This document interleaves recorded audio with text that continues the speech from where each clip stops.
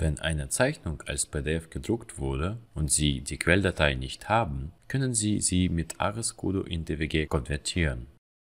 Laden Sie zuerst die PDF in einen Ihrer verknüpften Cloud-Speicher, falls sie sich noch nicht dort befindet. Haben Sie keinen Cloud-Speicher konfiguriert, können Sie die PDF in das integrierte AresCudo Drive hochladen. Nun öffnen Sie eine vorhandene Zeichnung oder erstellen Sie eine neue. In der Werkzeugpalette finden Sie unter Import die Möglichkeit, neben DGN-Dateien von MicroStation auch PDF-Dateien zu importieren. Jetzt suchen wir in der Palette nach unserer PDF-Datei.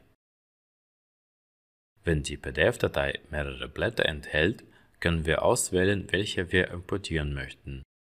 In der Palette finden wir weitere Optionen, um den Maßstab und die Einfügekoordinaten festzulegen. Sehe auch die Option zum Wiederherstellen der Ebenenstruktur.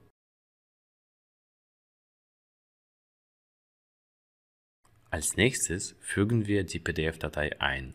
Zunächst handelt es sich um einen Block, der sich leicht verschieben oder skalieren lässt, falls erforderlich. Schließlich, um den Inhalt zu ändern, müssen wir den Block auflösen.